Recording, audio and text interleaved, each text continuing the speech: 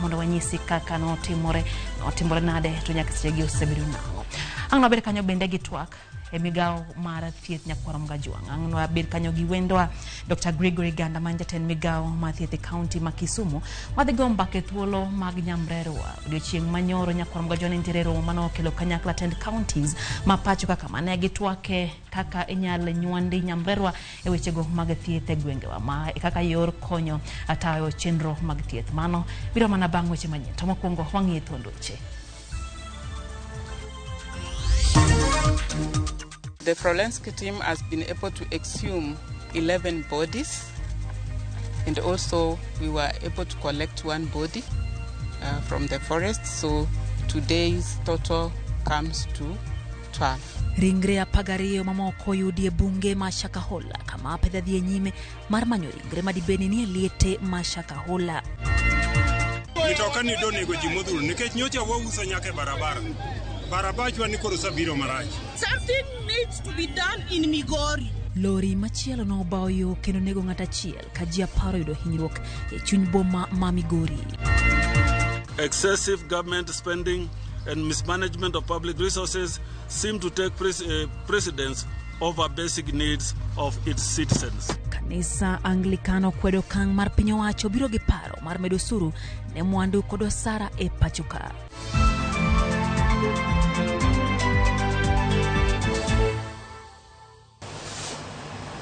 Arwakini machiegni nyakwarom Gajwang' chenro eno Oimore bed thuolo mar goyo kodwa mbaka lai marote machuok en aria deka uchiel nono ka bende wantiere mbui Ramogi TV, Facebook live, wantiere YouTube, bende wantiere live kanyo, wantiere Twitter nyakwarom Gajwang' duto nyiswa pachi odhiambo ma kawuono kotendo gi magi mwaikonie chenro ni mar Oimore. Wantiere gi Elizabeth Otieno maloko na wechegi.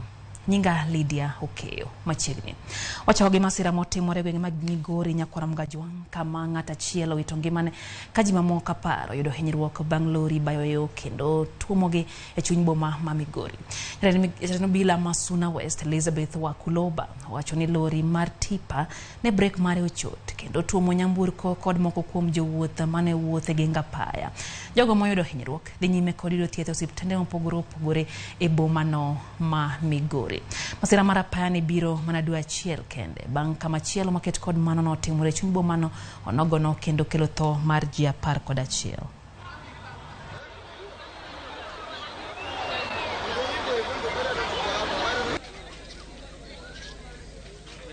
Ambapo gari ilitoka huko juu. Nilipokuwa na teremka nikasikia mlio.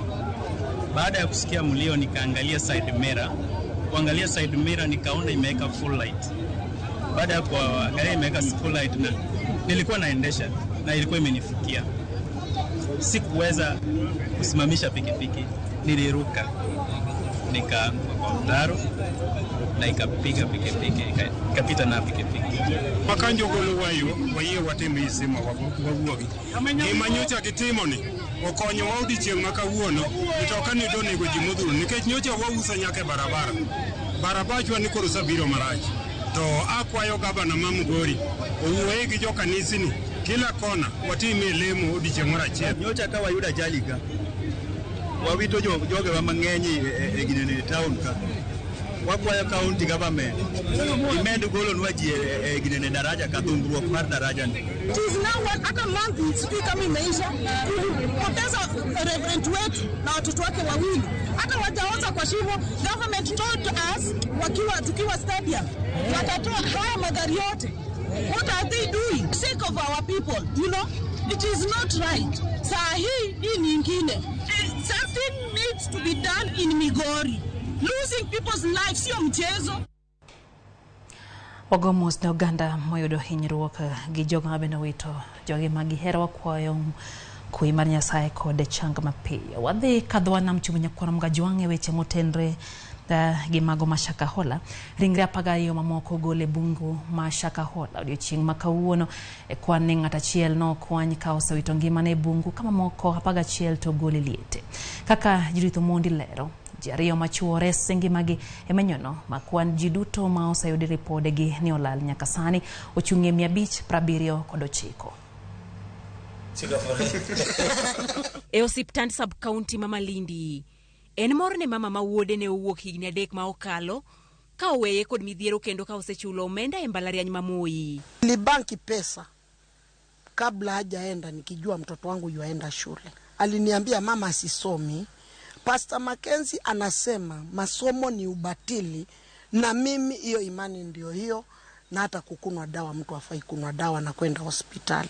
Kwa nasikia wakishangilia masomo ni ubatili, na nikiangalia ile station walikuwa wanaangalia ilikuwa ni Pastor Mackenzie. Mor mar mama ma oyudo wuode kendo chal kod mago mag jok mamoko ma yudo anyuola gi e kinde ma okang' mar ariyo mar manyo ji ma pod otweyo e bungu ma Shakahola kaachiel kod kunyo liete e bungu no dhi nyime. Nafurahia sana kumwona mwanangu, na nikiona vile watu tangu nilipokuja hapa Malindi, watu wengi sana wamekuja wakiuliza kijana wangu na mpicha wakiwa wamepoteza watu wao. Kwa hivyo nashukuru tu kwa Mwenyezi Mungu, sijui ni kitu gani naweza nikampa. Odiochieng' ma kawuono ji ariyo resi kowuokie bungu ma Shakahola, ringre 12 bende ogol oko mar bungu no. E kwan ni ji 11 okuny koa e liete, ka ng'at achiel to ne oyud ka owito ngimane e bungu no. The search and rescue team has been able to rescue 2 people. Exhumations. The forensic team has been able to exhume 11 bodies, and also we were able to collect 1 body from the forest, so today's total comes to 12. Nyaka sani nyinyo mar ringre 93 osekaw mar timo nonro mar gundgi, kendo geno pod nitie ni anyuola mamanyo joggi biro fwenyogi kokalo kuom nonrogi. Kwan ji duto mar riwruok mar Kenya Red Cross koni oseyang ni olal romo 579 nyaka sani, ka ji maromo 25 osemaki kendo itudo kod tho mar dhano buora ma ikoni ne luwo puonj mag jadolo Paul Mackenzie. Ji duto ma osewito ngimagi nyaka sani romo 145. Jatend migawo mar arita Kithure Kindiki nyosingo mar neno ni ginywando tiyo kod lony manyasani e manyo ji ma okoni pod opondo e bungu no ma Shakahola. Judith Omondi, Ramogi TV. Kapod wane bunge ma Shakahola nyakora mgajwang' do mashanzu ochiwo thuolo ne obila geng'one jadolo Paul Mackenzie kaachiel kod achije wetene kuom thuolo mandalo 30, ndalo ma ichako kwan gi chieng' kochakore tarik 3 dweni. Jang'ad bura Yusuf Shikanda okone achijego ibiro geng'negi e tesen mopogore opogore mag obila, mano mar chiwo ne obila thuolo mar dhi nyime kod timo nonro margi. Okone kaluwore gi chenro mar dhi nyime mag manyo ringre dhano e bungu ma Shakahola, luoro nitie ni kowegi thuolo to ginyalo rocho chenro mag nonro mar dhi nyime sani e wi tho mar ji Shakahola.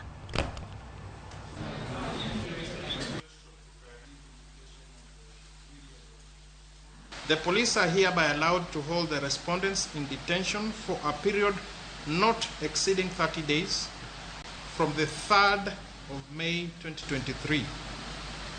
C. The respondents shall be detained at the various police stations as proposed by the state for the period aforesaid. D. The respondents, while in custody, shall at all times be treated in a humane manner and with respect for their inherent human dignity. E. During the time of detention, the respondents shall be granted reasonable access to their advocates and family or any other person whose assistance will be necessary. The access will include the right to communicate privately with their advocates. F. The respondents shall have the right to communicate whether by telephone or other means with any person of their choice, and the persons in charge of the facilities at which the respondents are held shall facilitate the communication. Sigonya kwa mgajwang' Attorney General Justice Muturi koro yie ni nitiere nyao korka chike matao kanise pachoka kendo nitiere dwaro mondo michwal paro mar chike od bura mabiro rido chike matao riwruoge kod kanise. Muturi bende oyango ni jadolo Paul Mackenzie kod Ezekiel Odero nitiere kod ndalo 30 mondo mi oler malongo gima mono sirikal loro kanisni magi. Matimore banka Muturi lero ne committee mar Senate ne kanise mag Mackenzie kod Ezekiel oserem luore kod chike matao weche lamo e pachoka. Walter Nyambaga nitiere kod ler. There's a problem and Ekaudo ko penye nyim kamiti mar Senate mochuogi mondo tim nonro wi kaka kanise tayo tijgi. To kod tho Mashaka Hola, Attorney General Justin Muturi ochopo mar chiwo ler kod chung mar piny owacho ewi kaka riwruoge to kod kanise kata saga to kod apisi mapuodho tich makamano. Muturi okone kamiti ni piny owacho kokalo kuom apisi machiwo lesen mag riwruoge kaka kanise ochiwo ne jadolo Paul Mackenzie to kod Ezekiel Odero ndalo 30 mondo lerne gimomiyo piny owacho nyalo rem loro kanisegi. We took the liberty to send out a cancellation notice to this church because of the activities that have come to the fore. So we've sent them a cancellation notice. It's usually a 30 days notice to show cause why the society should not be registered. Nyim kamiti motele kod jakomne ma Senator Matana River Danstan Mungatana bende dwaro ng'eyo fuok mosebedie momiyo kanise ni kod both mathoth gino ma Muturi okoni chike matayo kanise no chuogi ik nyal piedho kendo ketie tim iga mar 1968 kendo ni kod fwai mar siling 10,000 kende. why is it that the church goes through that scrutiny and when there is now trouble from Shaka Hola? Registration of religious organizations which are governed by the 1968 Societies Act. These two churches, the Good News one was registered in 2010 and the other one, this one of New Life. It's called New Life, the one of Ezekiel, was registered in 2012. So they are not covered by the administrative guidelines that were developed by the office. Lero ne kamiti no nire mbedo kod apisi mandiko riwruoge ma kanise yo manyasani emamiyo Kenya medo bedo kod kanise mayore. In your own view as an AG, to what extent do you think the government is liable for not holding Good News International accountable? But you can imagine how much easier it would be if we were digitized. The registrar would just, at the touch of a button, be able to see these ones have not filed their returns. But now, the registrar has over 100,000 societies, 40,000 of which are religious. Now, you can imagine flipping through 40,000 or 100,000 files. Muturi moyieni nitiere nyawe chike matayo kanise koro dwaro ni mondo ketie chik moro mabiro rido kanise manigi kod puonj mag timbe magalagala. We don't want to put it as an excuse, but it obviously contributes to some of these lapses that we can see. And I want to admit that there are lapses because when people do not file returns for 10 years. Walter Nyambaga, Ramogi TV.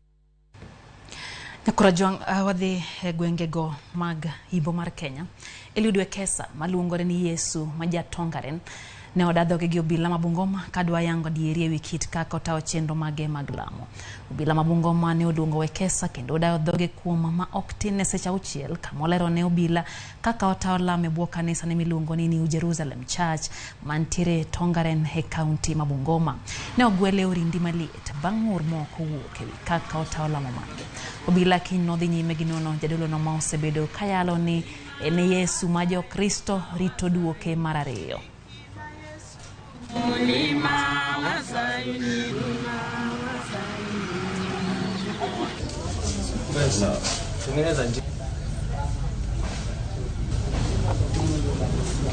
Amechunguza iwapo watoto wanaenda shule ama hawasomi.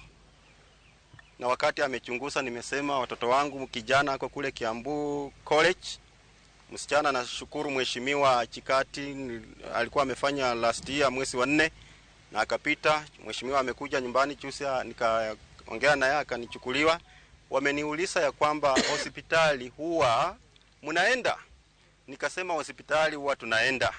Ama mimi mwenyewe mara nyingi huwa naulizwa maswali ya kwamba Yesu ama umewahi tumia bangi? Sijawahi tumia, hata sigara peke yake sijawahi tumia. Baba wa mbinguni aliniambia mwanangu Yesu utukuzwe duniani kwa miaka 77. Kwa sasa hivi hatujampata na kisa chochote ambayo tunaweza kuwaelezea kwamba kama ingekuwa tayari tungekuwa tumempeleka kotini. Kwa hivyo bado kesho kuna mahojiano tena ya pili ili tuweze kuona kama masuala mengine yatakuwepo ili akirudi tusiwe tena na wakati ya kumsumbua, kumuita, kupeleka hivi. Wadhi mbele nyakora mgajuang mano Yesu matongaren wabro winjo kako bila dhi mbele gidayo dho wuod Nyasaye. Komiti mata watu wake kinda Azimio la Umoja wa Kenya Lands kod Kenya Kwanza ogoyo kange machiele chenro mar tieko ywaruok kinde kweth ariyogo. Ero makawuono mano bage kar bagoro mar Bomas of Kenya kweth ariyogo chope winjruok ewi moko kuom weche mosebedo kathiro twak makamano. Moko kuom weche mano komiti winjore gin lai mar tich kachiel gi thuolo mar twak makamano gi thuolo mowinjo timre. Kaluwore gi mano komiti no mar ji 14 dhi tayo twak kuom thuolo madweche ariyo motelo ne chwalo report margi ne jatend piny Kenya William Ruto kod ogai mar Azimio la Umoja wa Kenya Lands Raila Odinga kachiel gi jo od bura. Komiti no wito kod dwaro mar Jubilee mar chungo twak nyaka nywandgi komiti makamano. Bang' lalruok kuom seche 7, komiti mar ji 14 matayo twak kind Azimio kod Kenya Kwanza owuok oko kendo chiwo lendo madhimiyo jopiny geno ni ler dhi rieny e giko twak. Komiti no e bwo telo mar jaod bura mar Arieda Otiende Amolo ochopo e winjruok ni twak kind kweth ariyogo idhi bag e bwo dweche 2 ma ok dwe achiel kata dweche 3 kaka Azimio kod Kenya Kwanza ne dwaro e kinde machien. You will remember that we in Azimio had given a time frame of 30 days. Our colleagues in Kenya Kwanza had given a time frame of 90 days. We have agreed to constrain that time to 60 days. But within those 60 days, we have agreed that the more urgent issues that need to be dealt with will have been dealt with within 30 days. Ohinga machielo ma komiti no bende okadho en chopo e winjruok e wi chike madhi tayo twak makamano e bwo dweche 2go. We are happy to announce that the framework agreement has now been finalized and settled and is now being prepared by a joint secretary. We will execute the same tomorrow morning when we reconvene here at 10. Wich bar maduong' makoro ochomo kweth mar Otiende Amolo kod George Murugara odiochieng' makiny en chopo e winjruok e wi kama idhi bagie twak makamano. Azimio osebedo kawo chung' motegno ni twak makamano nyaka bag mana oko mar od bura kaka yo mar nywando kweth mopogore opogore. Korka korgi Kenya Kwanza bende ochung' kar tiendgi ni twak nyaka bi bag mana e od bura. There were 3 things that were major which were outstanding: the framework agreement, the tabling of the issues, and the settling on the nature of the talks. Today we have resolved 2 of them. Tomorrow morning, among others, the nature of the talks will take center stage. E romo makawuono Kenya Kwanza bende ochwalo dwaro margi kuom thuolo mokwongo. Kenya Kwanza dwaro mondo twak obed ewi gwelo commissioners manyien mag IEBC, chuogo apisi ma jatend kweth mobalo kod piny owacho kaachiel gi tieko lweny ma kinde ka kinde ewi duoko mag yiero. 3. Legal framework to give effect to Article 37 of the Constitution of Kenya so as to regulate the conduct and assignment of responsibilities to different parties, including organizers of demonstrations. Magi biro kata doko ni duond bura mar Jubilee otemo rocho twak bang' golo ng'ur margi ewi jokanyo mar komitino. Jubilee wacho ni nyaka nywandgi e komiti makamano nikech gin e duond bura mar 3 maduong' e pacho kae kendo weche midhi go e mbaka mulo duond bura makamano. Gibwogo mar dhi e doho e bwo jumbe 2 mabiro poni ok owinj dwaro makamano. Mabiro bang' Kenya Kwanza golo Adan Kenan e komiti mar twak kaluwore kod ng'ur mag Azimio. Bang' riwruok mar Azimio la Umoja kod Kenya Kwanza chopo e winjruok ewi weche moko mane kelo pogruok e kindgi odiochieng' makawuono, jopiny koro keto wang'gi mar neno ka gidhi yiere ewi kama onego bagie twak makamae. Chris Owino, Ramogi TV, Bomas of Kenya, Nairobi. Kwa moja antiri nyake county wangie mago motuche county ma Migori, Governor ma Migori Ochila yako kawuono ketie tago maliet kod committee mar Senate mano marango tije mag counties. Ochilo mane non e report mar apisi manono buge omenda mag piny owacho noluwo seyo ne jatend karane tend governor machono Kothobado kama no yangore e nyim committee no nitiere ji moko mano tise ni sangwenya mane yudo chudo kata doko ni chikoko podhogi kaka jotije county. Lerno imiyo gi jafom marwa Walter Nyambaga. E nyim kamiti mar Senate mochwe Concord Senator ma Homa Bay Moses Kajwang', Gavana ma Migori ochopo mar chiwo dwoko ewi mibadhi moko ma janon buge mar omenda mar piny owacho okoni chichgo. Senators ne dwaro ng'eyo chudo mar omenda maromo $108,000 kaka ne otim maonge kod puoth kaka chik dwaro, ka chich nitiere ni kosenegi omenda mane otigodo e chulo lethe moko ma otiseni Sangwenya. Or we must tell them if it was fiction. If it was fiction by political detractors, we must also say, now that you are in office, are there Sangwenyas in the employment of Migori County government? They existed before yes, you were. Yes, that is true. My senator confirms, and I confirm that Sangwenyans were generally young persons who were retained by the then administration, purporting to work for the public, but just doing the bidding of that administration, and it has been our work. So your question as to whether the 38 are the ones responsible for the 108 million, they are just part of it. The larger part was because of the county assembly. Senator Manandi bende dwaro ng'eyo kaka chudo mag jotije to kod pesa mosetigo chopo $2,000,000 to kod lai ma itiyo godo mar loko jotije manyawawa.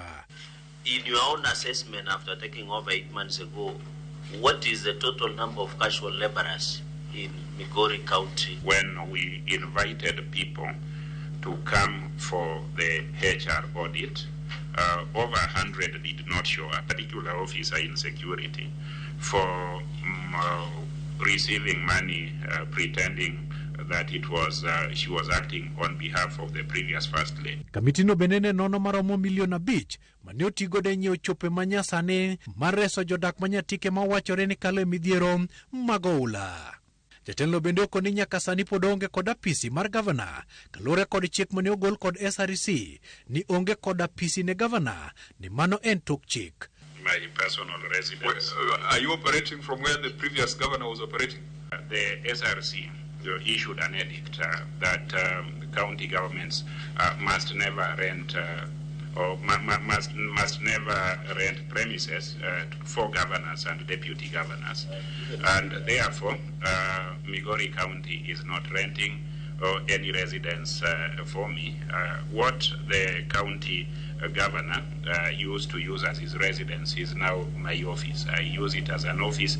Walter Nyambaga, Ramogi TV. Kwa dhi mbele ni jodolo ma kanisa mara Anglikana kwedo paro mar chik mageto medo suru ne mwandu mapachoka. Jodolo go kotelnegi Archbishop Jackson Ole Sapit wacho ni jo Kenya ntiere kod osigo mapek mar ngima ma ok owinjore omed digi. Kaka jafwambo marwa Dana Olunde lero, jodolo go bende olose wi chal mar siasa mathurka kod midhiero masani okwako kanisa. Ka otelnegi gi jadolo maduong' Archbishop Jackson Ole Sapit, kanisa mar Anglican wacho ni pek mar ngima medo hinyo jo Kenya, kendo kang' mar piny owacho kelo paro mar chik mar geto medo suru dhi medo nyoro jo piny mokalo.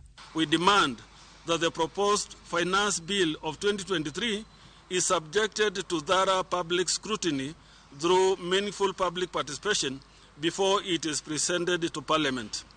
The bottom line is that the majority of the population can ill afford tax increases which seem to feature glaringly in the said bill. Jodolo go wacho ni nitiere yore mamoko ma sirikal nyalo tiyogo e tayogo chumi, kamano moriwo koda kaneno ni mibadhi okedgo motegno kendo pes jopiny otigo kaka owinjore. We demand that the government lay a clear structure that will curb wasteful public expenditure, be sensitive to the distressful debt situation and the dire economic hardship that faces the common citizen.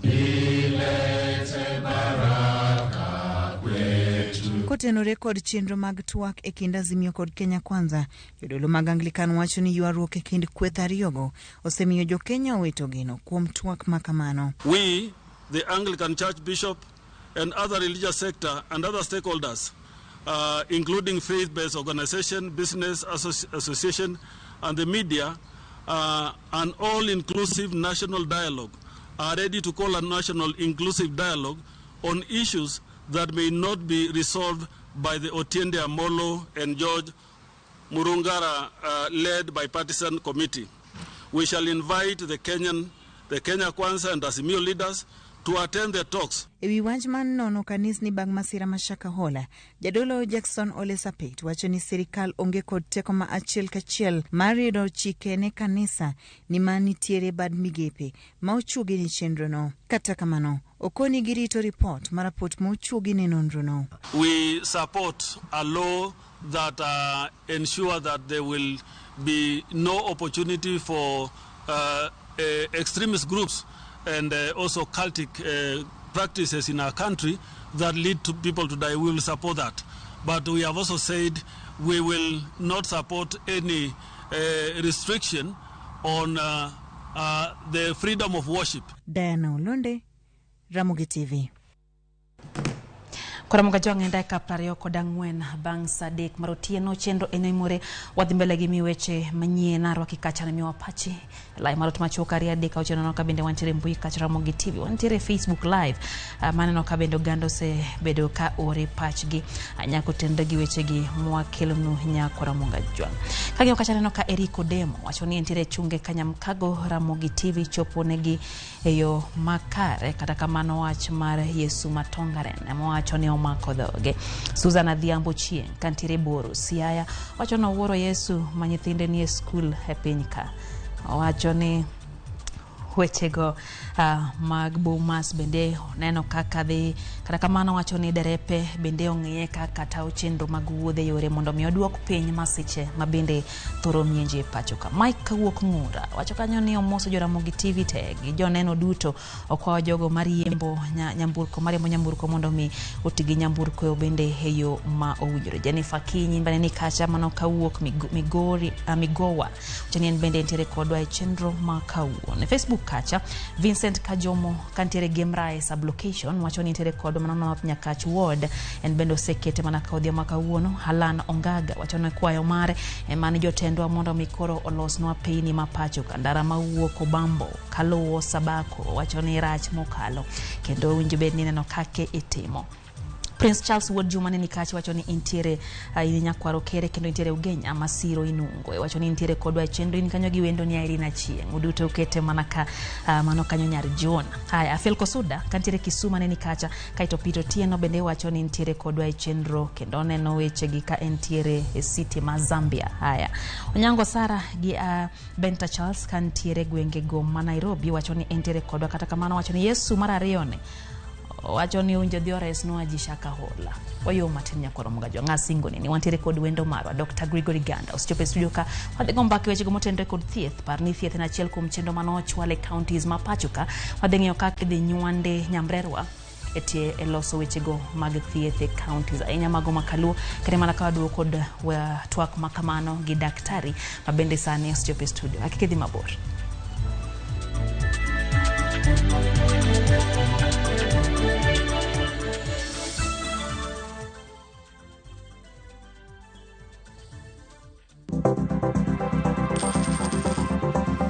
Mondo mi ikungo menda e yo mayot kendo yo mowinjore onego ibed kod paro mar kungo dwe ka dwe, juma ka juma, kata odiochieng' kodiochieng'.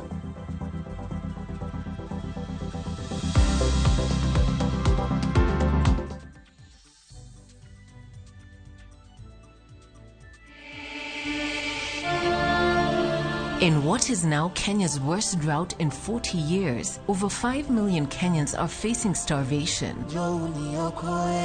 And almost 1 million children are staring into an uncertain future due to hunger and malnutrition.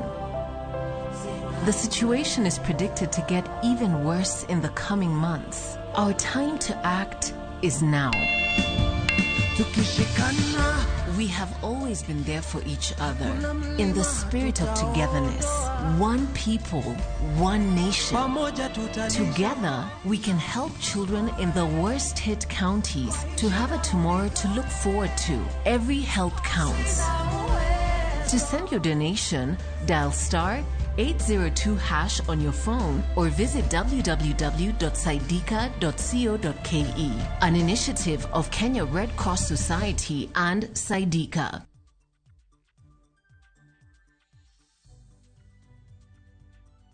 Jijenge na shilingi 1500 guaranteed kila wiki kwa kucheza Kaende Jackpot. Shiriki kwa kutumia 50 bob pekee, cheza na Autopic kwa kutuma neno KJP kwa 29063. Not for persons under the age of 18. BCLB number 416.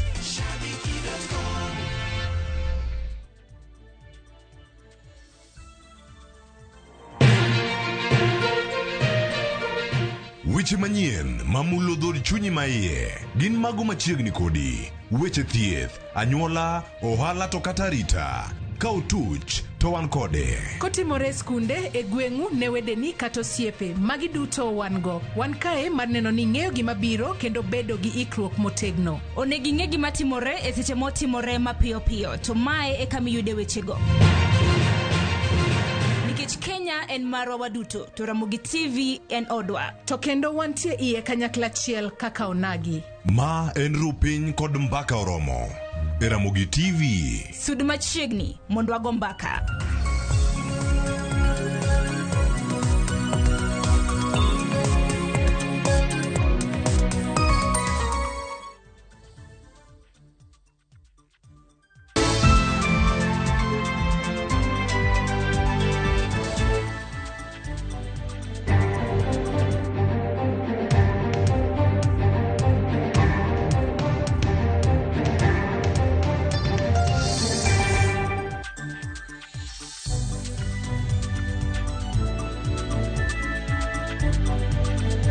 Na korom gajwang arwaki kendo ni machiegni koro wadonje kidieny miluongo ni buch jopiny. Ma en bura mabende warwake pachi nyakorom gajwang nyiswa kotendre gi magi mabende wadwa goye mbaka. Nyisi kacha ni wantiere gi Dr. Gregory Ganda mabende en jatenda migao mathieth e kaunti ma Kisumu. Wadhi ng'iyo wechego motendre kod nywando nyamrerwa e wechego mag thieth. Bethuolo mar gonwa simu wanya winje duondi odhiambo makawuono.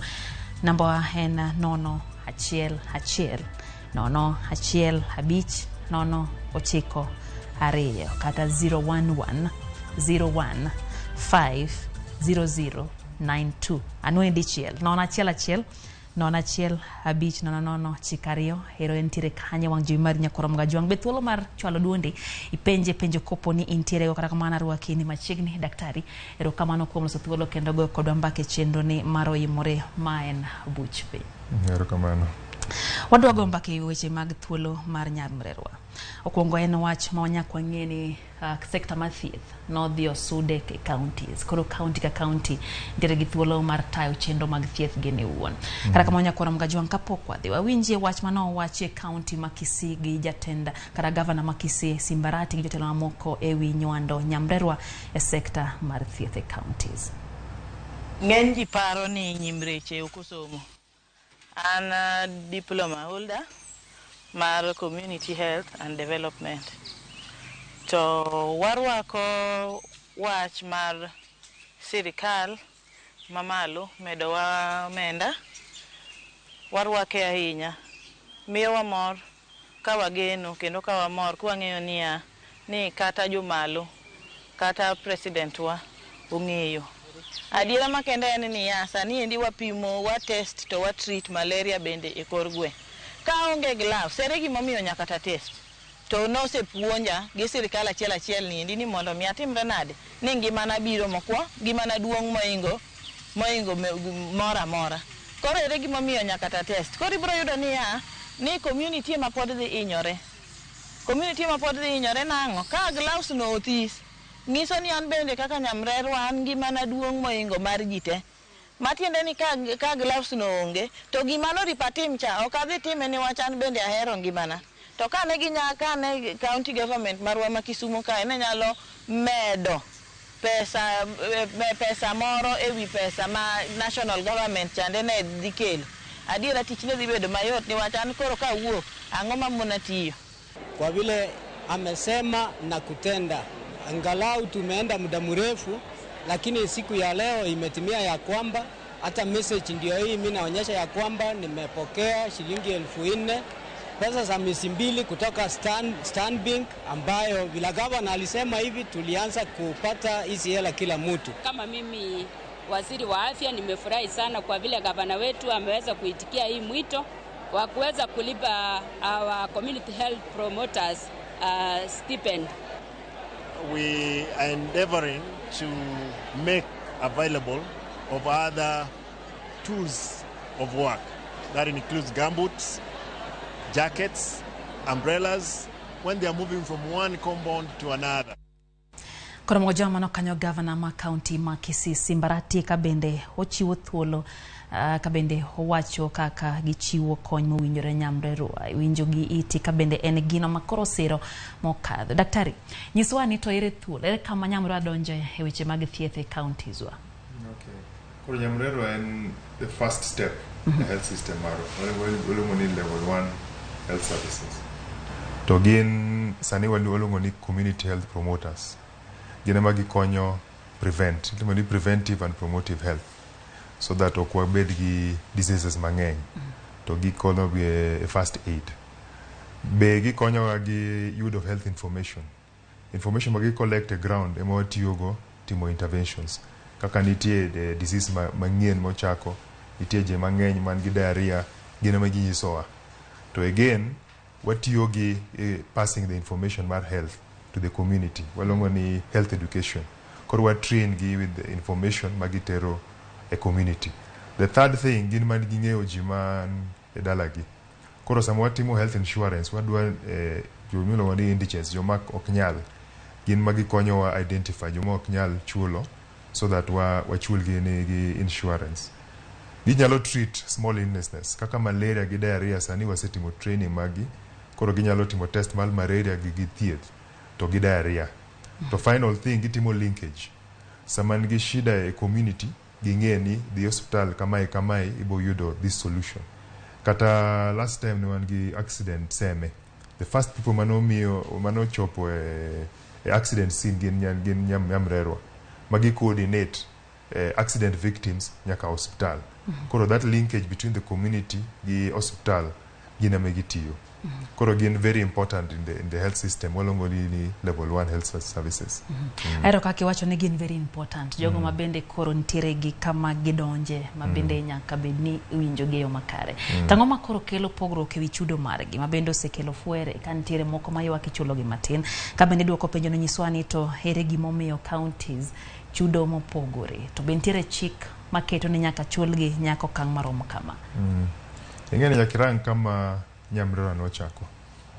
Communities wa ne wadak gi joma konyowa. Wan ulongo ni social community. Ka en gi problem, the first thing mitimo idhi gi ng'at ming'eyo. Koro that used to happen long time. To ne gitiyo communities almost for free. Onge ng'at ma chulo gi. Koro ne wa identify ni gima ne watimoga ni ikelo hospital tiketo nurse. Okinyal yudo patients from the community nkech kan ka gin gi shida gidhi ngat mingi ng'eyo, and those people sometimes care the correct system. Koro mano identify ni nyaka ikaw jogi imegi training so that they become part of the health system. Samano wachako ne gitiyo for free. Koro ibedo trained so that at least some imiyo in the health information to imiyo gi the correct health information. Bang mano wachako ni jogi are important wamigi stipend. To ne onge regulations bar stipend. Ingeni nikech ne gin community health volunteers or gin workers. Ingeni worker sami umi employment itimo gimilongo ni advertisement. You advertise to the interview ema indiki. But jogi community ema identify ni ngatni ema wadwa ni obed representative marwa mar health. Koro ne wachako gi stipend.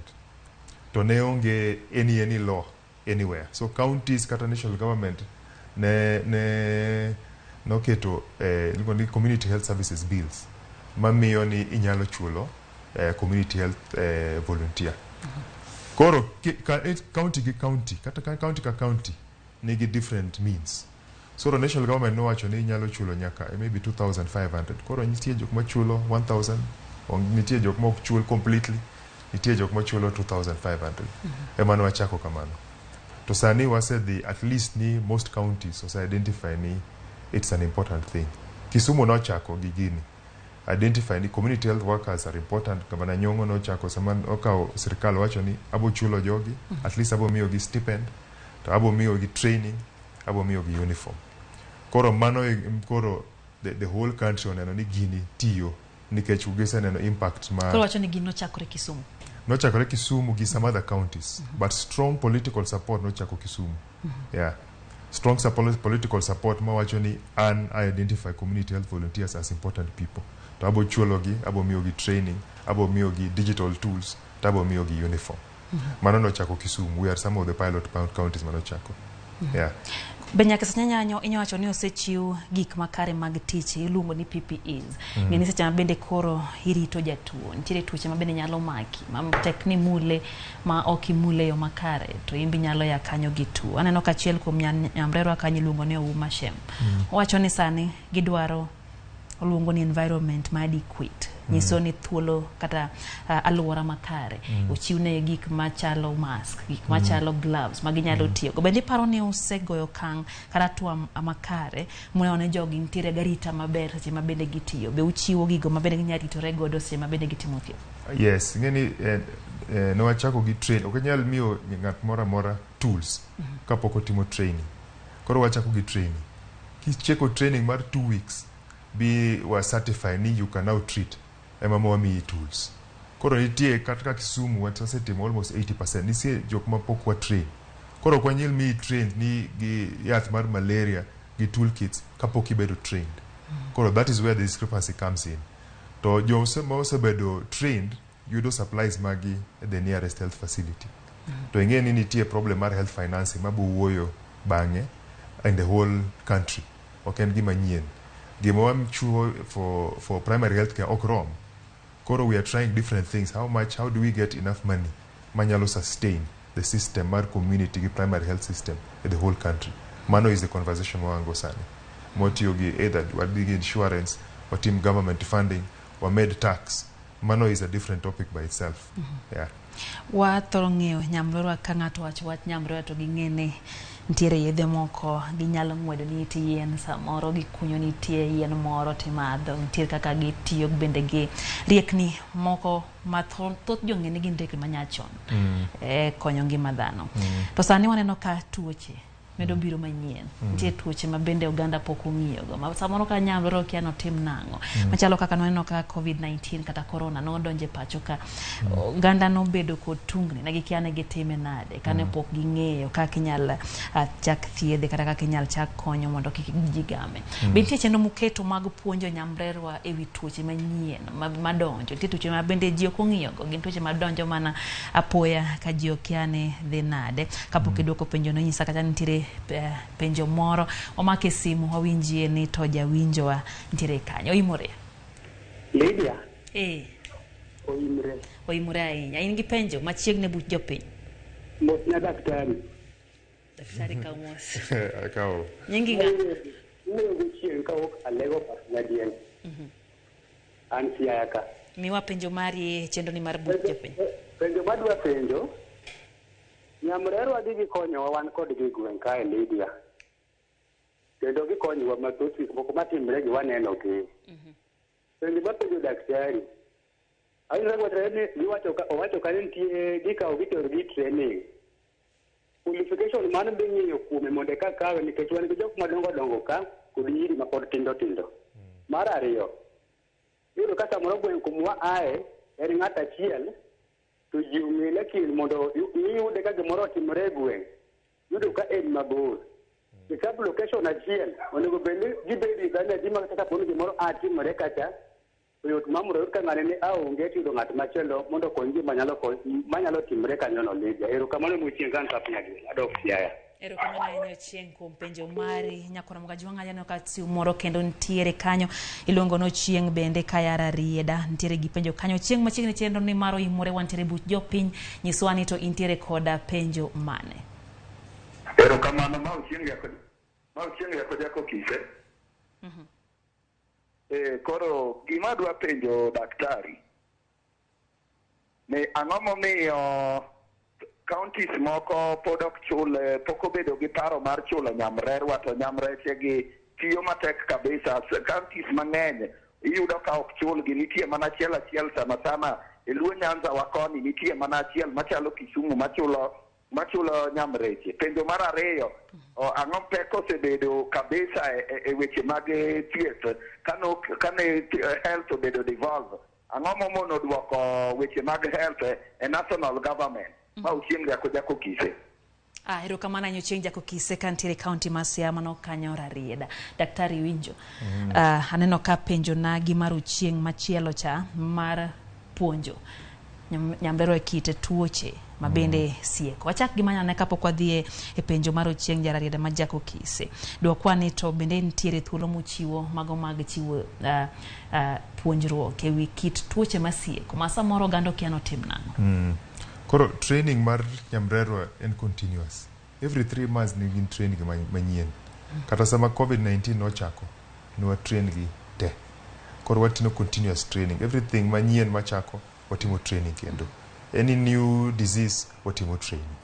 Kata sani ne wan gi cholera, to watimo retraining. Sometimes ka in gi outbreak, titimo retraining. Kech wi nyalo will. The same way kata health workers. Sama nitie a disease mo outbreak, watimo retraining. Koro training is continuous. Mwatimo ga. Aneno ka bende mano hapa noduoko penjo mar chieng' kaya e county ma Siaya. E kindego bende no penjo wach mabende an bende nadwa penji. Samoro nitiere wach moro idendo ni agent, wach moro mosieko mar wea. Kendo dwaro ni mondo gichope yo mapiyo. Tiyudo ka samoro nyamrero odak mabor kodi. Ti wacho kacha kichako. Ni gin jogo mabende gine first line mar first aid. Gichiwo kony mokwongo, kony mar wea ne tuoche mabende sieko. Nyiswa ni to here chenro maungo. Maana oni jogi kopo ni nitiere wach madwarogi to ginyalo chopo mapiyo. To ere kaka ginyalo chopo nuti geche kosetimo nang'o. Koro ngeni pod we pod nyien. Pod watimo process one first step. Nitie counties mosechiwo kata ndega kata motorcycle e nyamrerwa mago konyo gi dhie communities. Koro mago are things of the future. Sani wawacho ni nyamrera achiel nyalo cover at least 100 households. Okay? To nikech wang'eyo burden mar disease. To ngeni gima duong' magitimo ok en thiedho, and prevention. Rango ka in gi cho, rango ka in gi pi, kisedhi immunization and all those kind of things. Koro the main thing ok en thiedho ji, the main thing en prevent diseases. To sama gi prevent diseases, nyalo bet gi nitie emergency moro kanyo. Koro pod in gi dispensary mari minyalo dhi, but nyamrerwa is still available for those primary diseases. Yeah. Jako kise bene nigi penjo kanyo owacho gimomiyo ok chula jomoko apani mano penjo mise duoko kata kamano nyise kotenre kod wach mar duoko sekta mar thieth. Okay, no penjo be level mar education ma wakawo. To sani nyamrero wanyalo kawo nyaka standard 8. But nyaka ibed gi ng'at manyalo tiyo gi computer kata simu. Nikech sani wadhi digital. Koro kionge education to kinyal tiyo gi computer. Okinyal tiyo. Koro nyaka bed ni tiyo gi computer. To nyalo wuoyo English gi Kiswahili, at least languages. Koro nyalo madani motiyo wacho ni kunya tiyo go. Koro mago in the future kata Kisumu ngeni no face out nyamrerwa go. Kiko kinyal tiyo gi simu to kia English is very difficult. Tagwenge kama ng'ato nyawacho ni dholuo miwache daktari. Wuoyo dholuo but ngeni nyaka interact gi health system. Nyaka interact gi health system. Anyato puonj michiwo. Yes. Koro mano kawo time. To penj mar counties. Ngeni county ka county is an independent county and government by itself. Koro nyaka yang manifesto mar governor. To en no dwa timo ng'o a health system. Ema o decide ni ma is an important thing mara. Koro kaka Kisumu governor okelo ni this is an important thing. Ema no chiwo chwe e penj no. Nyisa kani wangi daka chiel, nyiswa ni to ere otwa mwa counties osego. Paro ni ben, paro maber kano duog weche mag thieth e counties. Kocho nje duoke mana piny owacho mamalo kaka jako kisetemo paro. Ngeni health oken buildings bineno. En gimilongo ni outcomes ki outputs. Sama counties ochako, waneno market improvement mar health indicators. Facilities obedo mang'eny. Joma dhi hospital nyuol. Ose medore ding'eny. Koro the improvements are market. Devolution apparently was the correct thing. Yeah. Rokamana nya daktari nyisa kata ne thuolo wa rumo peyo modwa dira nono kata kamano ageno abubedo kod thuolo machielo mar goyo mbaka e weche go mag thieth e buch jopiny kata e chenro machielo. Koro mojongo yo matin kwa duogo pod ndire kod weche mathoth e chenro mar Oimore kik idhi mabor.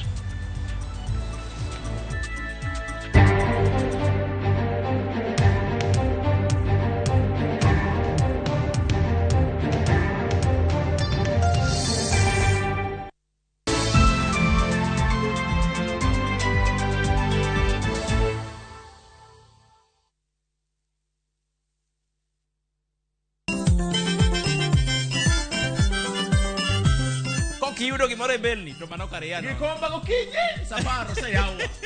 Palamino chienga tandora mojonya. Kit thumbe mawakelonu otenore e ndhadhu maggi. Kae kama chokruok nitie. Orchestra super hakiyaki. Kidola kabari. Wabiro. Chakre Orutu, nyaka Wangla, nyaka Benga, budho mara Tiporiti. Michael Onigi DJ Kolo, Call Instrumental, kod Ninja The Entertainer. Ramogi Night, Teacher Beach ka Teacher Beach, Sangwen Otieno.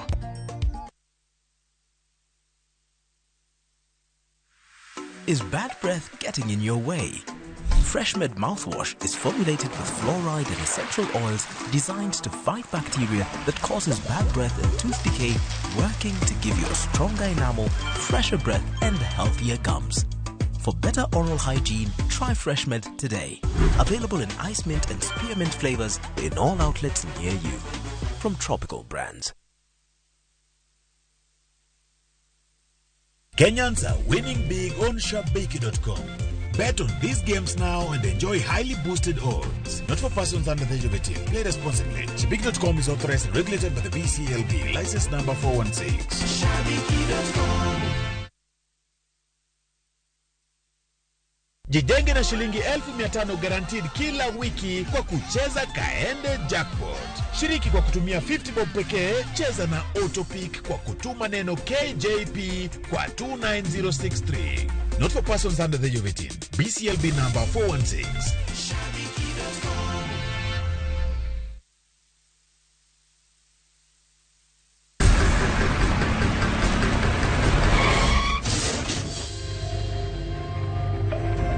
Pole sana madam. Usijali. Wacha wasiwasi. Jana ni nini mbaya? Unaangushaji customer bana. Kuendesha bike bana. Nimemwambia atulie. Atulie ajamumia. Niko na bima boda. Bima boda. Bima boda inaketa kila kitu. Aje sasa. Bills zote za hosi ziko catered for. Chukua simu yako. Una dial *487#, choose insurance. Alafu na select hapo bima boda, fuata hizi instructions zote. Once you pay unapata that party sticker yako instant. Kaingi okumba mar boda boda mari. Kata kama sira ujuki, one kodi. Kiki baji goi, bang masira. Yudo kumba mar bima boda, ne boda boda ni kawuono. Enengo moyueyo mar shillings 100 kende. D*487*4#. Mondo mi yud bima boda.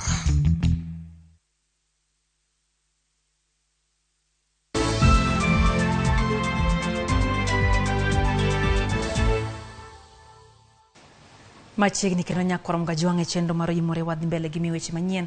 Jariemb taksi moro kaachiel kod minode dhi nyime gi yudo thieth e kar thieth maduong' ma Homa Bay, kama ne oringie kodgi bang' jonjore moko momanore kod gilweny ne omonjogi ei ot e gweng' Malala, Homa Bay town.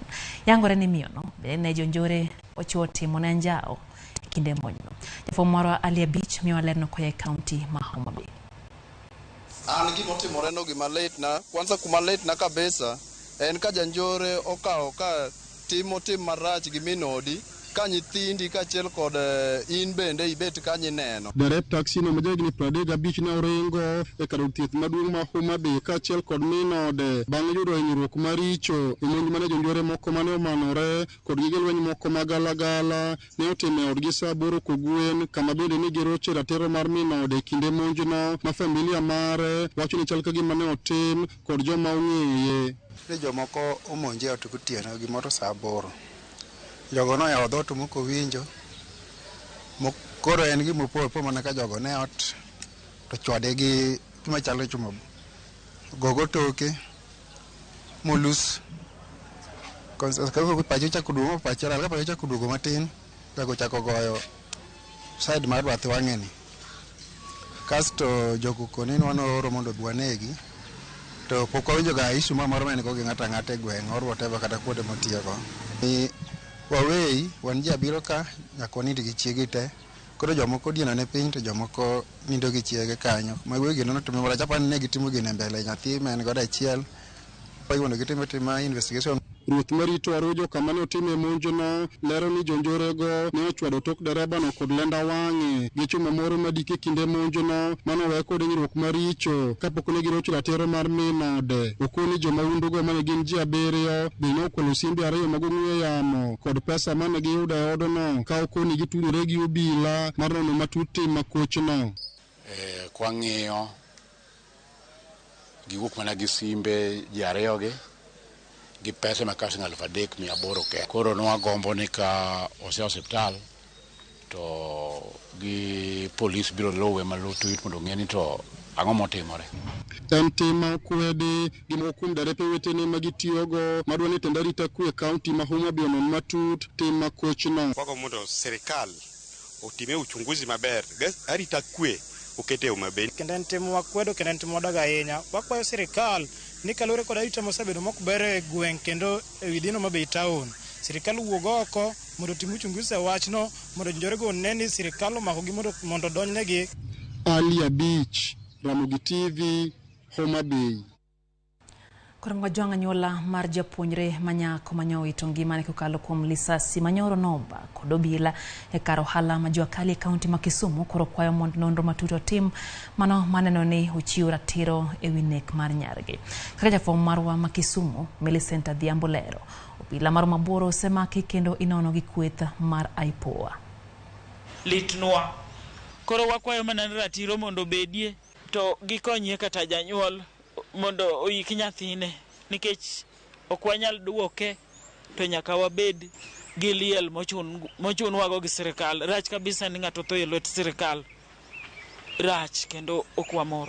Anyuola kod osiepe mar mosenindo nyadendi Jacinta Achieng' ochokore kar kano ringre e osiptal piny owacho ma Kisumu. Gilit kod kuyo giywago nyargi mane magina maoya yo mako kendo ng'ado ngimane gi e kor yo. Min kod wai Jacinta Achieng' ma jahigni 19 mane jaklas 11 e skul sekondar Masimero Mixed e kaunti ma Siaya manyo magino mako agoge ma ochwe onege kapok ochop kode kar yudo thieth yango kiondko mane ochwogi bang' yudo lipot mar tho nyathigi. Wawuoyo mokode mogik Sunday to kane en kanyamin gi to nyapo kanyamin gi obiro ot obiro luonga ni nyathina oyudo accident oshute to unfortunately nok ang'e ni en ng'ama osetho. Nyaringa dhi Aga Khan kang'e nadhi yudo ng'ama ngima to kanya donjo nyapo ka yudo mana ma osetho. Nyawinjo ka buok kech nyathina nen mana ng'ama ni oore. Kaka nyui yepo wan be nyo warito mana yepo. Aneno jo uniform kakalo to awacho ni samoro podi obiro biro to apo mana ka simo donjo to kipimo na to nyo buoga. Lit kuom ng'ama otho, lit kuom jonyuol, to lit kuom ji te, to kwang'eyo ni ji adi mabiro tho e yorni. Dwaro gi maduong' en yudo ratiro. Tho mayo wa nyathi me jaber kendo nyocha wagene. Wakwayo mana ni kata ka training ema orem to polis odogi college. Ngima dhano duong' wawinjo malit kabisa. Okanyal wacho ni en chandro ma Nyasaye. Nyawinjo mana ni oshute ni entiere ywaruok. Koro gima nakwayo sirikal mondo haki mar nyathina oyudre. Tendo obila e kaunti ma Kisumu oyango ni apisa saboro ma itudo gi masira no podi dayo dhogi kod duol mochung' ne rango tije obila IPOA. We have 8 of them who are under investigations with the IPOA who have taken over the whole investigations as we are talking. Members of public wait for the justice to be served, and I confirm to you it will be well served. Ringre Jacinta igeno ni kiny notimne bero ka ji mamoko 3 ma bende nyo magina omako to ne osetimne gi thieth kendo ma ogol magina manyo moko kuomgi. Millicent Adhiambo, Ramogi TV, Kisumu County. Koromga jwang'ina weche mabende inyo chuny mokalo wakwayo kwe kod ratiro ne jogo ma bende oyudo buok makamano. Familia mar jatij doho ma Migori manyocha onegi gi ji ma okong'e tarik 5 mar dweni koro ywago ratiro. Familia no dwa ni nonro tim e yo makare mondo mi ging'e ni gin ji mage mane onego nyargino. Ripod no imiyowa gi jafwambo moro ma kaunti ma Migori, Juma. Kinyi ma tarik 5 mar dweni, Phoebe Auma, menja jatij doho ma Migori, ne oromo kod thone e lwet jamaundu mane omanore kod bunde. Auma manore kod ne dhi e tich e kar saa 2 mar okinyi, kaachiel kod jariemb bodaboda ma oriko ne oting'e ne ochiel kod magina e gwego ma Koigo e apar mowuok Uri ka ochomo Migori kod jamaundu ma koro pok oyangi. Tho mar jatij done kaachiel kod jariemb bodaboda pod medo kelo penj mathoth maloyo duoko. Ni ng'ani iparo ni ne nyalo bedo gi bunde mar sirikal gweng'weyo to giwacho ni sama mama owuok ot simbe ne gore kendo ne ng'ato luwo bang'e.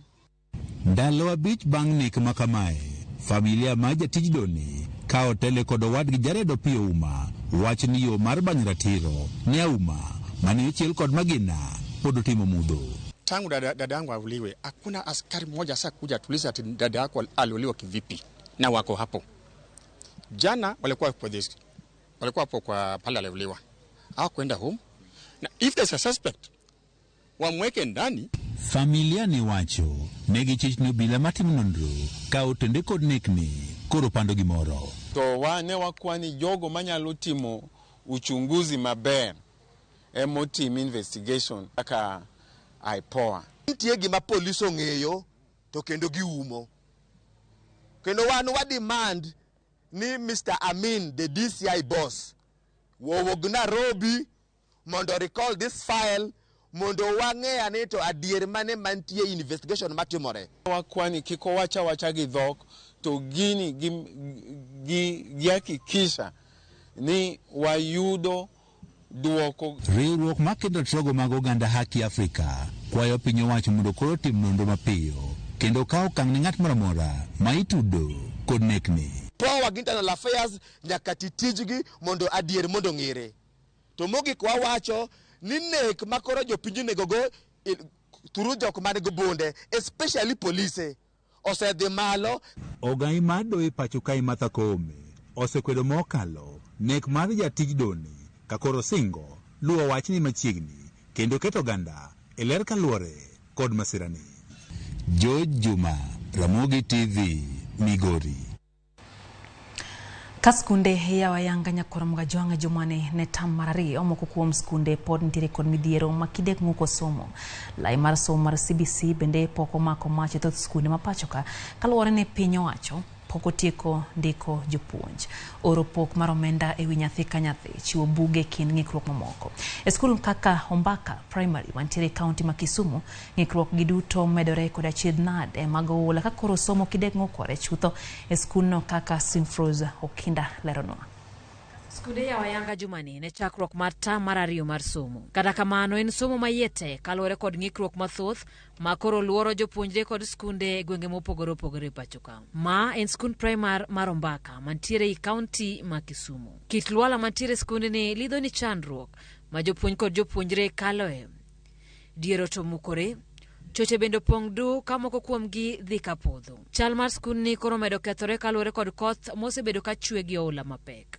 Classroom mantie en classroom ma noger chon ma dierode okethore omukore koro bo mukore ma okoromo mondo nyithindo some. Bedo ni skuni bende ma itiyogo kaka kar jot mar joma oula odare miechgi omedo ne skuni midhiero ka thoth jopuonjre onge kata nyalo mar chulo moko kuom omenda manyalo siro sombgi. Nyocha jonyuol nyocha odak e skul kae ne gibiro gi jambgi, gibiro gi mwandu gi e skul kae. Ne gitiyo gi choche wago e yo moko winjore. Masani choche wago dhi adhiya ka pong' makoro aluor nikech nyithinda dhi koso kata choma gidhiye. Nikech jonyuol gogo gi be ma pinodare miechgi gionge kuonde ma gidage koro otama kata kaka dang' akwa gi pesa mapidhogo nyithindo e skul. Mana kaka skunde mamoko, skundni pok oyudo sir duto ne somo mar CBC. Kuom somo 14 ma sirikal nogolo ni mondo puonj nyithindo osekelo mana buge auchiel kende, to moko kuom buge auchiel mokel gi nokel ka skul iloro tam 1, koro tiende ni wadhi chako tiyo kodgi tam. E juma mokalo, jatend migawo mar somo Ezekiel Machogu nosingo mar chulo jopuonj mag junior secondary kapok ochopo giko dweni. We have paid 50%, and I said sorry for the ones we have not paid because we were getting the necessary required information from the feed, the specific date they reported before we pay. Money is available for that with Teacher Service Commission. So I undertook that before the end of the month we should be able to have paid all our teachers. Skund primar mar Ombaka nyiso picha mar chal mar thoth skunde mag piny owacho ka ywak maduong' mar jopuonj kod jonyuol en ni mondo piny owacho tim mapiyo e rieyo somo e skunde mage mondo chiw thuolo makare ne jopuonjregi e piem kod jowadgi e skunde mag ji giwegi. Simfros Okinda, Ramogi TV.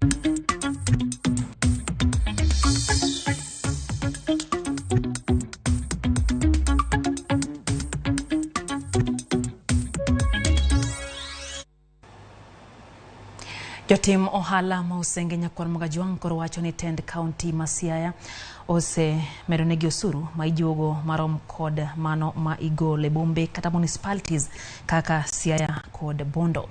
Na kaka Edwin Okoth lerono apek mar chwalo Bondo nyaka erang'iny mar municipality ma pokotio kata mana dweche ariyo koro chako neno ne jo ohala kata mana mago mantiere oko mar Bondo. Pokotiko kata mana dweche ariyo bang' gavana ma Siaya James Orengo yango lokruok mar Bondo kaka municipality. Jo ohala mawuok Usenge wacho ni county osemedo choko mar osuru e rang'iny marom kod jogo malok e bombe kata municipalities. Wan gi ywak kalure gi kaka jokanjo tiyo wa yo marach. Ne wakwayo ni mondo oduoknwa rates wa ma owinjore wachul kaka market, to gitamre gi insist gichajowa kaka Bondo town kaka Siaya. Kane wandiko petition matero Siaya nyaka sani pok wayudo duoko. Gichikwa ni gibire bura to gibi kwadhi be gibutonwa. Omiyo wakwayo gi ni ka giyie. Wach ma Usenge market podi ok wabi chulo osuru kapok wawinjore kaka ne wakwayo gi. Giendara wa ma e beach kanyo donjo gi pesa mang'eny sana kata kirango mos custom kanyo gokinyi. Pesa donjo county government. Tingado cess license jobero na dilongen sas. Gigi ngado kanyo pesa mang'eny to ndara to rat to pili keto mna mara makite. Giwacho ni kata bed ni juogo osuru mang'eny kamano, bedo ni Usenge ok en boma kaka Bondo nyiso ni onge chenro moro amora mag dongruok ma giseyudo kowuok e tend kaunti ma Siaya. Jolupo ywak ni ndara mawuok e beach rach, kendo kata bed ni buge kod kite, nyamburko kod apiko winjo pek, kendo medo mana kethore ndarano. Ohala mar lupo giwacho ni medo mana luar. Giketo license malo, to ndara rach, security light onge, kata mana office mar municipal be onge i Usenge kar kendigo. To gikawo tax giketo malo ma ji ok nyal, kata ana wuon aywak nikech kata ndara wuon maber modwa dhigo kati beach onge ye. Gin giwegi ka gisebiro gikado wa tax go, gichako gidok, giduogo, gikawo gikwa, gitero ka chief, ka gisetero wadwa golo tax kuro kwa duogo kendo chaki hesowa. En wach manoludo igi magibago ng'anyo ka gikwedo okang' makamano, kama koro gidwaro ni mondo gavana ma Siaya James Orengo rom kodgi mondo gilos chenro mar reso helni ma koro osuru thung'o. To ka ok kamano, onge ng'ata mibiro hes Usenge ka. Kendo wawacho kwa chung' motegno na kwan wang'ad. Omiyo jo Siaya dogru pinyu bed piny ulandre ofisu mondo kele wach madwa winj. Ok watamre ng'ado license. To mana kumiwa rates ma Usenge market wabro ng'ado. Ma Usenge ok en town. Wawacho ni tax wabro ng'ado ka giseduoko gik manye gikawo. Kapok giduoko tax ogik godongo. Ok wadwar gi Usenge karka. Counties makaluo ka oriwo Migori, Siaya kod Homa Bay oseyango bombe abiriyo kaka municipalities thuolo mar dweche 4 mosekalo. Ng'anyo mar jo ohala ma Usenge koro en ranyisi kaka municipalities ma ithoro rwak kod mor gi jodak ni kod pek kod lit ma opondo. Edwin Okoth, Ramogi TV.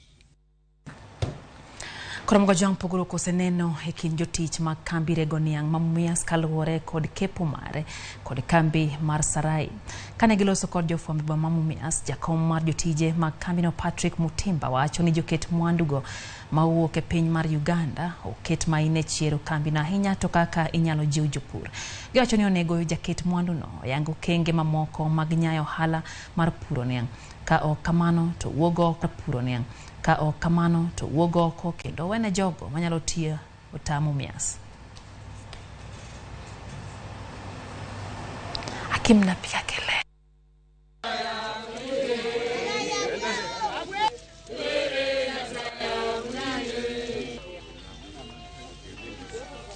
Yule jamaa sasa anaiba, ni kama upate mwizi anaiba kuku zako na ukamfungie ndani. Kitu atafanya, atatafuta njia ya kuchukua hizo kuku zote. So machine, kama wewe ni investor, kwa nini ubebe machines upeleke nchi nyingine? Hizo machine inatakikana in fact usiimprove, sifanye kazi vizuri. Lakini leo hii machine ya packaging alichukua, tapa inzi alibeba. Tapa inzi ni kitu ya pesa mingi, almost 800 million. Lakini alibeba kaenda.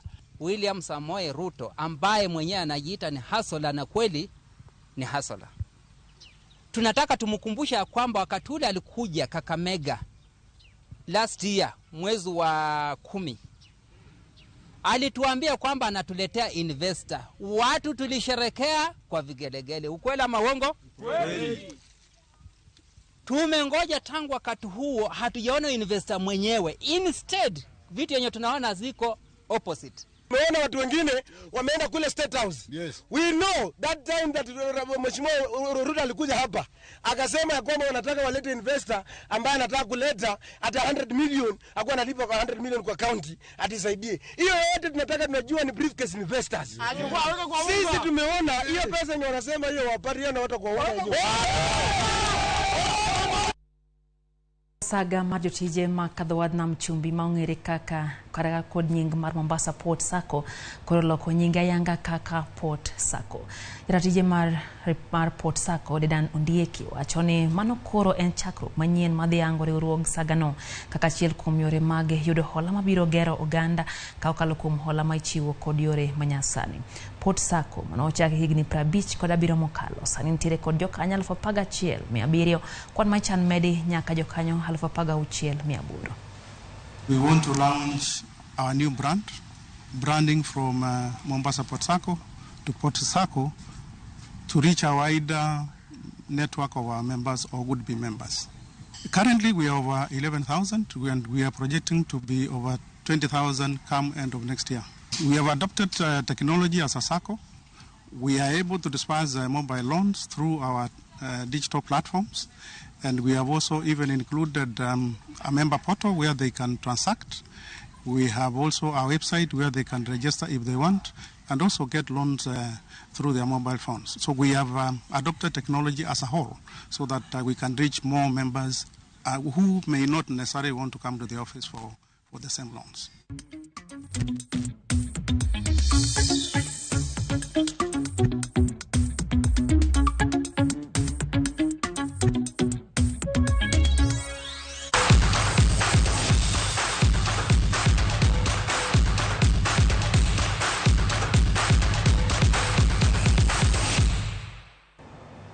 Ateri pautu Kenya kwara magajuang tim mar Police FC kawuono loyo Sofapaka gonde 3-0 ne tugo mar lig maduong' mar FKF Premier League. Gonde mag Police nologi Marvin Nabwire e dakika mar 8, Francis Kahata e dakika mar 14 kod Clinton Kinanga e dakika mar 86.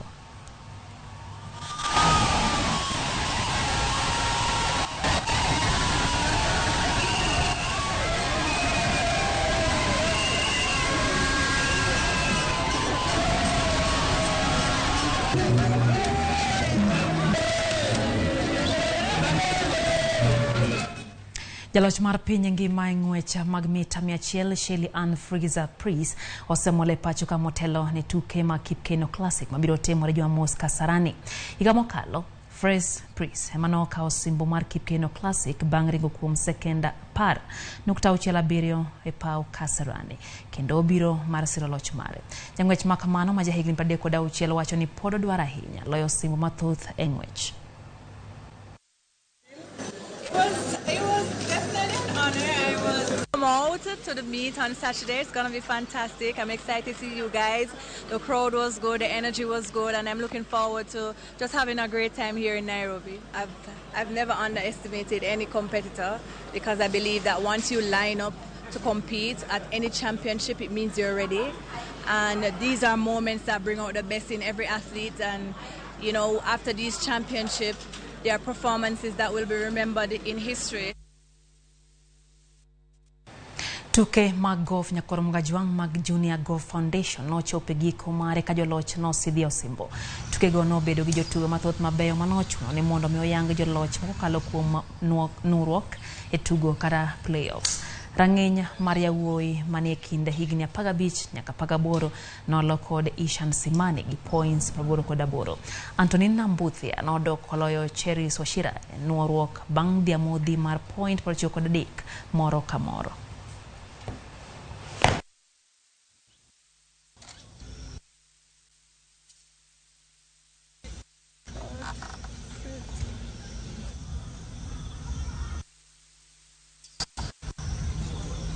Shot.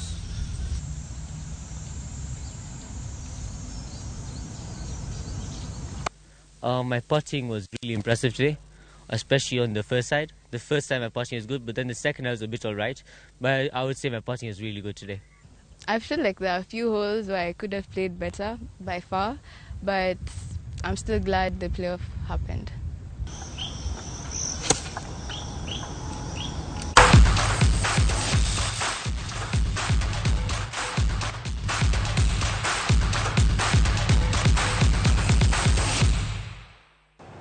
Korom gajwang mane makelo e giko mar chenro wa makawuono mar Oimore kamone imikete kami oro ote magi ang'eyo ni thuolo ditamo mar somo ote modhuro kata kamano kapok awuok ne ntiere moko mabe nogolo pachgi ahinya to mago mane wagoye mbaka ahinya kotenre kod weche go mag nyamrerwa kabe naneno kanyo ka engineer Lazaro Kanyambok nogolo kanyo paro mararieya kowacho kanyo ni en gino maber nywando nyamrerwa ko e weche go mag thieth kata kamano wacho ntiere magidhi miyo gidu puonj kuom wechego motenre kod thieth mag nyithindo gikonyo limo jotuo monyorore matuo e udi kendo mano miyo gichiwo lai makare mar thieth kata kamano wacho ni lakini ntie wach macho kanyo nyakorom gajwang haya Frederick Ouma bende ntiere kanyo kante mano Agabo wuod minadundo wacho ni en bende ntiere kodwa kaka ntiere nyakune go Ramogi TV chopo ne geyo makare ahinya.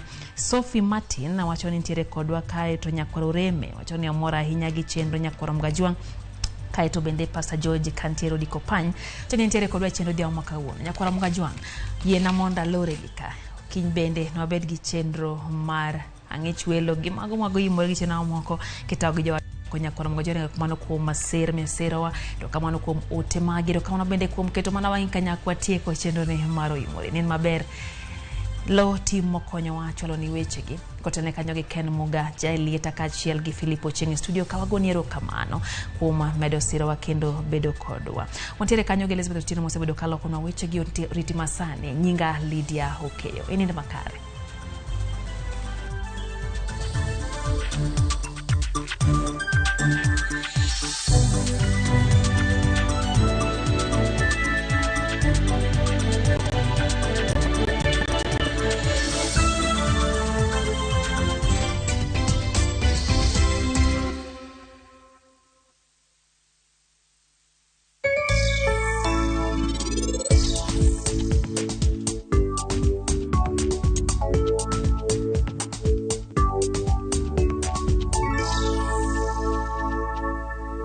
We partner with communities across all 47 counties. We partner with people.